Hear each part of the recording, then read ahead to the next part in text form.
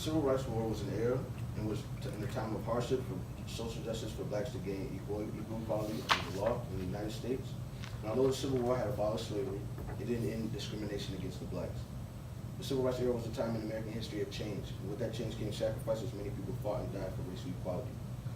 As nation's artists of different races and ethnicities responded to what was happening during the time period with works that still powerfully expressed the turmoil and injustice of that period. These artists created works of beauty and meaning in their chosen mediums and genres that continue to speak compellingly to us today as the struggle for racial equality continues. Good morning, my name is Mekhi B. My research question is, to what extent have African Americans in the Civil Rights era influenced the artistic movement and culture in the 19th century? And my claim being that the arts of the Civil Rights era keep alive the ideals and deeds of people who organized, supported, and participated in the nonviolent Civil Rights movement. Now, the Civil Rights movement was a struggle by African Americans to achieve civil rights equal to those of the whites, including equal opportunity in employment, housing, education, as well as the right to vote, equal access to public facilities, as well as the right to be free of racial discrimination. Now, the most visible and recognizable face of the civil rights movement is, we know, to be Martin Luther King. Martin Luther King had hopes that America and the world could become a colorblind society where race would not impact a person's civil rights. Now, through his activism and inspirational speeches, he played a pivotal role in ending the legal segregation of African American citizens in the United States, as well as the creation of the Civil Rights Act and the Voting Rights Act of 1965. Now, in 1963, Martin Luther King was arrested for protesting for the treatment of blacks in Birmingham. While King was in jail, he wrote a letter to the newspaper explaining why he had broken the laws, which later came known to be as the letter from Birmingham jail. Martin Luther King stood for what he believed in and had opened the door for activism. Now, this is the Black Power movement. The Black Power movement followed in the wake of the nonviolent civil rights movement. The movement promoted racial pride and ethnic cohesion that focused on the integration of the civil rights movement. It also inspired a new renaissance of African American literary and artistic expression, generally known as the Black Arts Movement. The Black Arts Movement name was given to a group of politically motivated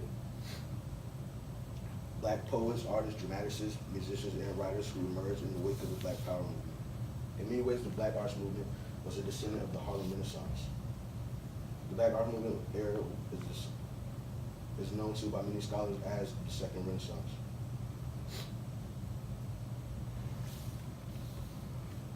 This group called for the creation of poetry, novels, visual arts, theaters to reflect pride in black history and culture. This new emphasis was to give black artists to create art for black people as means to awaken black consciousness and achieve liberation. We can see the civil rights movement contributed to strong cultural threads to American and international theaters, song, film, television, and folk art. And the deception in this art to keep alive the ideals and deeds of the people who organized, supported, and participated in the movement. In 1968, James Brown released the hit Say It Loud, I'm Black and Proud. And with this release, an anthem was born. With the power of his voice and the strength of his music, Brown not only stopped riots, but the song also became known as the Black Nationalist Movement, with his driving beats, melodies that preach black pride and determination. Brown's music will go on to lay the foundation of the new genres called hip hop that started in 1979 in New York City. Brown's beats were present in early major hits of the era for groups like Public Enemy. Hip hop music became responsible for bringing protest music in the 1980s, the 1900s, and into the new millennium, as well as all from the protest music of the 1960s and the civil rights movement. Now, African Americans have relatively shut out of starring roles in American television, and their success was short-lived in a variety of shows. But after the civil rights movement, television exploded with starring roles for African Americans that displayed progress of the movement. Now, there was a show of Diane Carroll and Julia, a series about a widowed nurse raising her son alone, that aired in 1968.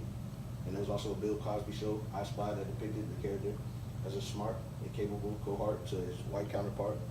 And by the 1980s, African Americans were a regular part of television programming. And throughout the 1990s, African Americans continued to headline programs in drama and comedy.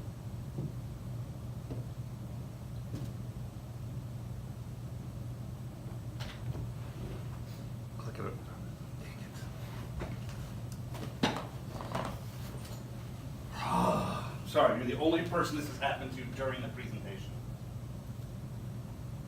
It's not gonna count against you, don't worry about it. And I'm making sure it stays on film, so College Board, if they ask, they can see technological problems.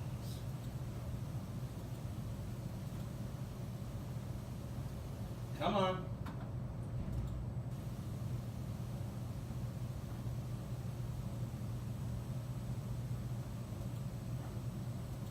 Now where you were?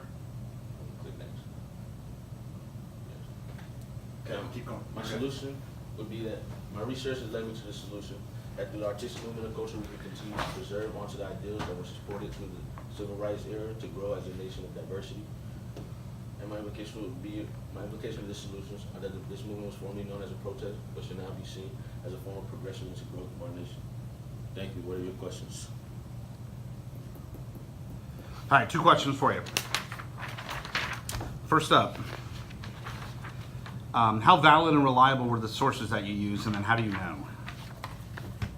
Well, I used a lot of sources off of history, with the Black Arts Movement and the Black Power Movement, as well as the Civil Rights Movement. My sources from history were very reliable in helping me with my research. All right.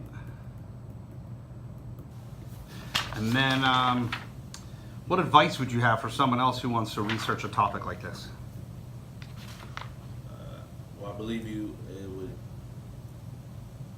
want to expand your question a little bit more, because with my research I found that I only went back to the Civil Rights era when there were many times before that. I mean, the Harlem Renaissance was before the Civil Rights era, so